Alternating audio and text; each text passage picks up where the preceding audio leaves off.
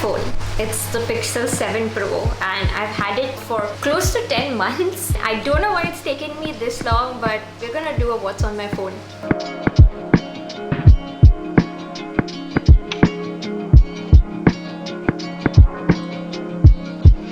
I'm Magali. Welcome back to my channel. I tried my first Pixel phone. It was the Pixel 2 and it wasn't actually mine. I bought it from my mum with an ulterior motive so that I could try using it. But once I tried one of those, I was totally hooked, and I've had the 3XL, I've had the 4A, I've had the 6A, and this is the 7 Pro, which is currently the best Pixel that money can buy. Although the new range is probably coming out very soon. It's my first Pro Pixel, so I was really excited about what it could do, because I've always known that Pixels are the absolute best phone for photographs, but in the past I felt that they were lacking a little bit on their overall video capabilities. But this Pixel has changed everything for me, because the video on this is so amazing. It has all of these different cameras in the back. I really love the 0.5 wide angle.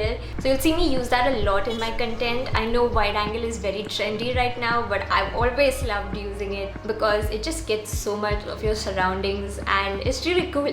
But this phone also has very impressive zoom, so I can actually zoom in all the way on this and see stuff on my screen that I cannot see with my eyes. I've been vlogging so much with this phone. Sometimes a camera just attracts too much attention, or it's too heavy, or you don't want to get it wet, or you don't want to deal with the gigantic file sizes. This one, it's so easy to just vlog on it. Your phone is always with you. It's light, it's casual. You can pull it out in all situations in public. If you're actually talking into your phone or filming with it, no one will give you a second look. I know I spend more time talking about the camera because I feel like that is one of the more important features for me, but this phone is the entire package and I use it to run my life. I use it for emails, of course. I will use it for entertaining myself. I moved recently and I still don't have any nice speakers in this house, so sometimes I'll just play music off of my phone.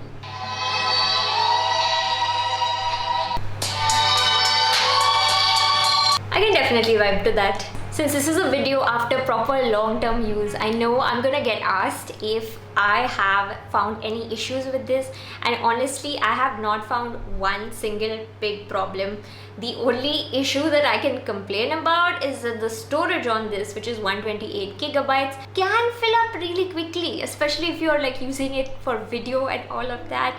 I've also used up all of my free Google Cloud storage, so I now pay so that Google can store all of my photos and videos safely. And you do not have to pay money if you delete your old stuff, but if you're really sentimental like me and you just need to have everything backed up forever, then you pay for storage. This phone is available in 3 colors in India, and I have snow, I think, the white color. I had a case on it that was transparent. I'm surprised that it actually held up for a really long time. It still looks great even now. There is signs of wear, but the transparent plastic has not yellowed. But before I filmed this video, I wanted to give my phone a little makeover, so I did get a new case and I also got a new screen guard. It does have a curved glass, which means getting a screen guard for it can be a little bit difficult. I had one of those clear film screen guards on, but I definitely prefer a tempered glass. So I peeled off the old screen guard and I got one of those UV cured tempered glasses. It was my first time using it, and the application was a little bit complicated. There weren't really any clear instructions, and I did mess up a little bit. I really think it's a good product. It's just that I didn't use it very well, and I haven't actually redone it yet. I might redo it in some time, but now I don't care that much because it is doing the job. And since I'm having a moment with everything like neon green right now, my new case is also neon green and I love it. It's not the sleekest case. It does add a teeny bit of bulk, and with that added bulk, you do get some added protection, and that leads to additional peace of mind as well. Now let's get to actually looking into my phone. I really like my lock screen right now because I think that the colors are just lovely and bright. There are lots of trees on it and I'm having a bit of a moment with like nature on the whole. For my home screen, I like something simple and uncluttered, so I'm using this new feature on Pixels. I believe it's called Emoji Workshop. I will show you how it works. Long press on your screen, go to wallpaper and style, change wallpaper, and here we have Emoji Workshop. You can actually customize almost every bit of this. You can customize the emoji, you can customize the layouts like the pattern as you can see, and also the color. Wallpaper I had on right now, it shows a bunch of emojis that mean something to me in this moment. So there's a little sapling, a potted plant, a herb, and also an umbrella with rain because it is monsoon season. These are some of the different layouts that you can choose. I preferred stacks, and you can go bigger or smaller, just whatever you like. This is a live wallpaper, by the way, so wherever you touch on the screen, you'll see the emoji wiggle a little bit, and it's so cute. Just some time ago, all of my apps were really cluttered on my home screen, but I organized most of them, and it actually feels so much better when they're in those little folders. It makes your navigation experience so much smoother. I also have themed icons on, so if you look at my bottom bar, the icons look really nice and they're in a monotone color. If I turn off themed icons, then you can see that the bottom bar has these loud icons of different colors. I'm gonna start now with the first folder, which I've named this folder Nav for like navigation, but there's a bunch of different stuff in here that I didn't really know exactly how to organize. So first I have Google Maps, of course, then I have Google Earth. You might think if you have maps, why do you need Earth? But I sometimes like browsing Street View, and I'm pretty sure you can only access Street View on Google Earth on your phone at least. If you're using a computer, it's easy to access Street View on a browser itself. Then I have the Google Home app. I've always had Google Home smart speakers, and I brought two with me to my new house in Goa. I have the large Google Nest speaker and I have the tiny one, but I have yet to set them up because I've been so bad with unpacking. So I just kept the app ready there. I have Find My Device, which I use this app more than I would like because I very often leave my phone at some random spot inside my house and it's always on silent or do not disturb, so I can't find it. Then I go to my iPad or I go to my computer and bring up Find My Device, and over there you can actually make your device ring even if it's on silent, so it's great if you are highly disorganized like me. Then there is Tapo. So this is TP-Link's app. I recently got a CCTV camera for my house. This is the app where I can actually browse my feed at any time of the day. So right now looking at the view outside my house, I moved from an apartment, so I did not need a security camera, but now I live in a house. I just felt better having one. Then I also have Tether, which is TP-Link's app to control my router. It is really annoying to have to download all of these different apps to control your devices. But then when I saw the cool features that I've never had before, I was like, oh, okay. So this is a dual band router and I can actually see exactly who is connected to my router. I can set up a guest network. It's good. The last three apps over here are sort of boring but necessary. I have Authenticator app, which is like a Google's app for two-factor security. So when you're logging into something, after you put in your username and password, you'll often have to put in a code also. It adds a step to your routine, but that step is worth it for the added safety. There's Airtel app because that is my phone provider, and again you get a lot of cool features if you actually download their apps. And finally I have Nothing X because my earphones are the Nothing Ear One earphones, and I can use them without the app, but when I have the app I have greater control. I can update the firmware and stuff. Then next up we go into the social folder. I actually have only 3 apps in here, but I use only 2 of these apps. This is the least social media that I've used since at least 10 years. I do not use Facebook anymore. Does anybody really?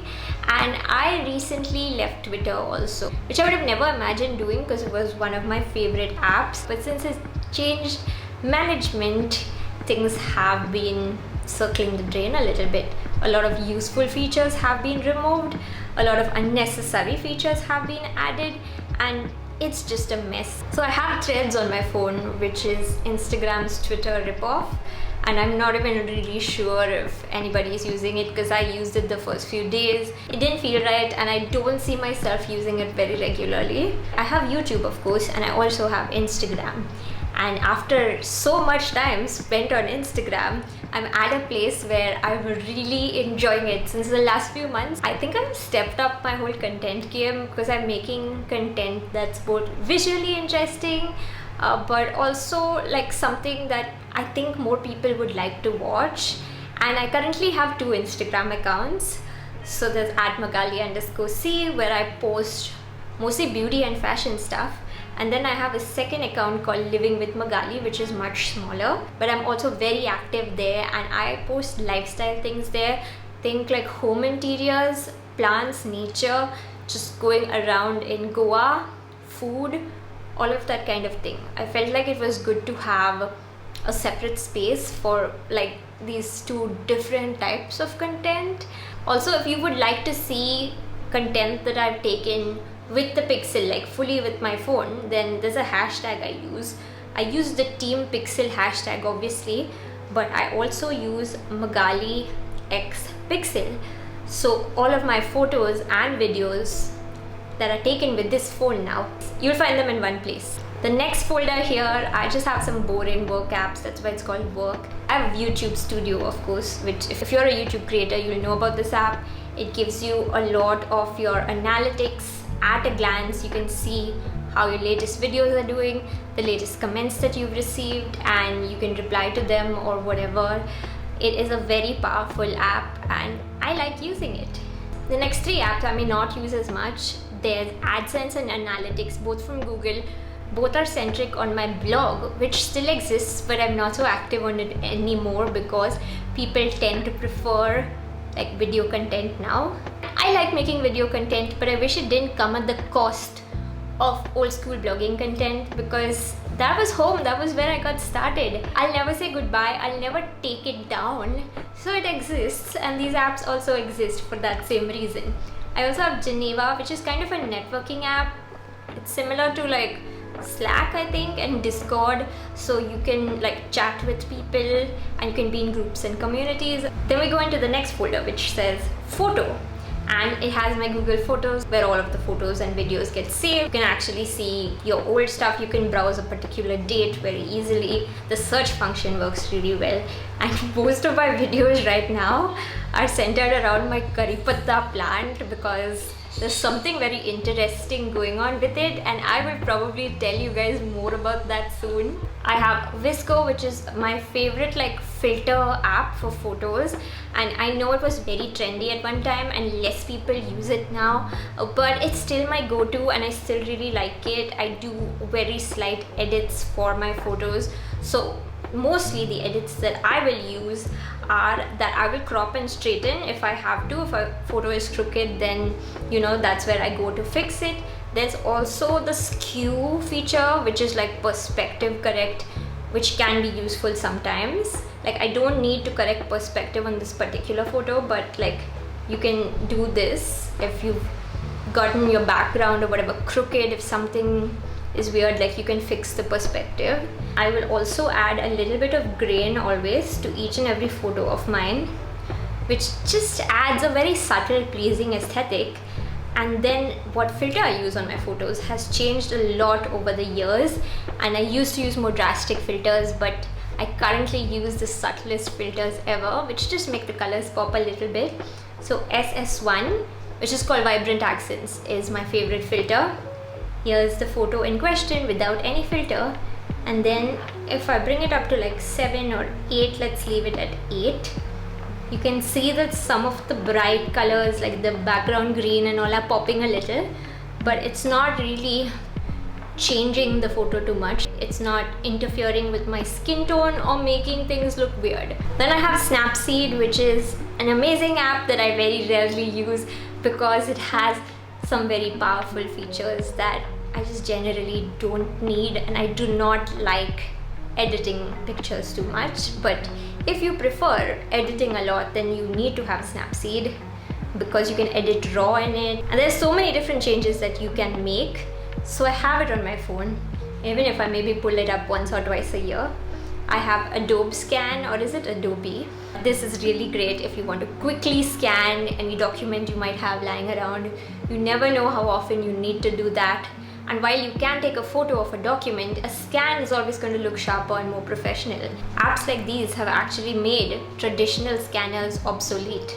So that is amazing. You can actually see me on screen now, which brings us to our next app. I think it's called the Imaging Edge app. And this is an app that connects with my Sony camera. I knew I would be filming with my phone. I actually pulled up the app on my iPad. Since my camera does not have a flip out screen, this is how I'm able to monitor and take my own content, take my own videos, see that I'm framed properly, that my camera is filming, and I can also control a lot of the settings. I think most people film this kind of content alone, and it's really useful to have an app like this. And then I have Adobe Rush, which is a good quick video editing app in case I want to post something really quickly on stories or on a reel. Even though I use the phone a lot for taking content, I very rarely edit on it.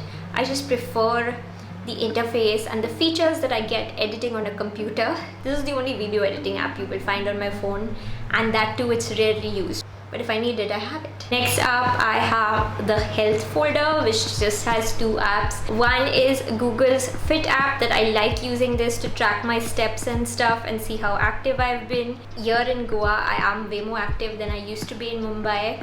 But today I have not left my house. I don't really go out when I'm filming. But if you want to track your activity level and you don't want to wear one of those smart watches or bands, this is the next best thing, and it's free. My next health app is Clue, which is my period tracker app. I love this very much. There are so many period trackers, but this is hands down the best one because the features of it are absolutely amazing, and they also believe in privacy, so they're never going to share your personal data with anyone else. And you actually learn so much more about your body and your period by using this app. You can see your past cycles, so I would definitely recommend it. Finally, on my first page of the home screen, I have the food folder, which has Zomato and Swiggy, the two apps that one uses in India to order food. I was concerned while leaving Mumbai that I would not get a good variety of food here in Goa, but it's not really been an issue. There's so much available. I do, however, miss good South Indian food because that's something that Goa has been lacking in. I've tried idlis here, I've tried vadas, uttapams. They all taste off to me. I do not know why. So I do miss that, but otherwise Goan food is amazing. However, I've been taking a break from both of the apps, and we've been cooking more at home, so that's been great also. So now we move on to the second page, where I just have a few different folders here, nothing much. So going from the top, the first folder says shop and has all of my shopping apps. I try to keep these to a minimum because they can be very tempting. So I'll only keep apps that I use the most. Amazon, of course, my go-to. I'm probably ordering something from Amazon every day, and the Amazon guys are coming to deliver at my home 2-3 times a day. But they're the best and I get everything that I need from there. Then there's Flipkart also that I use sometimes. H&M, one of my favorites. I love H&M for the clothes as well as the home stuff. Myntra, I've been shopping from Myntra a lot lately because they have so many different brands on there. And then I have Tata Neu and JioMart. These are grocery delivery apps that I used to use in Mumbai, but nobody delivers groceries here in Goa because it's a village. I've not deleted these apps because when my parents go back home to Mumbai, I'll probably order groceries for them. That's not something my mom or dad like doing for themselves. So I still need to have the apps on here. Next folder is all money. There are 2 bank apps where I have accounts. There's GPay, my UPI app. I really love using UPI to pay for every single thing. I just hate having to take out cash. Sometimes with UPI, I'll spend as if somebody else is paying, you know. It's great that so many different merchants, sometimes even tiny stalls, accept UPI, and it's a very seamless procedure. Then I also have cred, gyal, fee and slice. Cred is where you pay your credit card bills, and gyal, fee and slice are different like neo banks, which are not like traditional banks. They are sort of virtual banks where you can have a savings account and they give you a card and stuff. They all have really cool features, but honestly I'm trying to minimize some of them, like stop using them, just because it complicates things so much to have too many accounts. 1 or 2 accounts is more than enough in my opinion, but please do not come to me for money advice ever, because I'm pretty bad at managing it. And then I have my gaming folder, something that's quite important to me because I really love casual gaming on my phone. I had so many games on here, but I deleted a bunch of them because I was not playing them that often. So I have the play games folder, I have Game Dev Tycoon, and then I have 2 apps at the bottom that Do Not Feed the Monkeys and Ark Survival that I haven't actually played yet. I have Polytopia. This has been my go-to lately. It's like a strategy game and it's really a whole lot of fun, but it's also very challenging. I mostly just play against the computer, though you can play against real people as well. It's just basically a board, there are different tribes and you have to try to dominate the board. Final 2 apps on here aren't in folders, but they are Notion, which is a great app for staying organized. You can have to-do lists, you can have tables, spreadsheets, all of that. At one time I was using Notion to plan out my YouTube content, but recently I stopped doing that and I honestly need to get back on it because I really loved having that system. Here is where all of my YouTube stuff is, video ideas, tasting videos and just things that I thought I would make. And then I have the weather app also because I'm obsessed with knowing what the weather is. It says that it's 28 degrees Celsius right now, but it feels like 34. That'll never be the exact temperature though, because this is temperature monitoring is happening somewhere else. It's actually 32 degrees right now and 77% humidity. This is a meter I bought recently and I can tell my exact temperature and humidity level. It says that it's 84% humidity, but it would make sense that indoors the humidity would be a little bit less than outdoors.